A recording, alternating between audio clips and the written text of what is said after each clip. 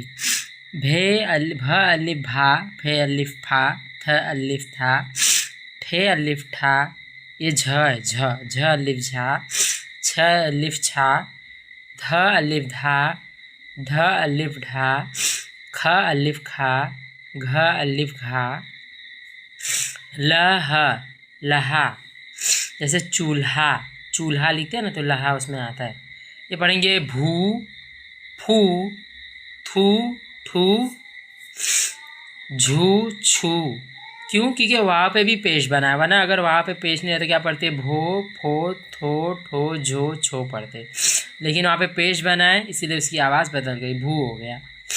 धाल ध, धो, धो, ढो, खो, घो, भी, फी, थी, ठी, झी, छी, धी, ढी, खी, घी, लही, मही, मही, भे, थे, ठे, झे, छे, ढे, खे और घे।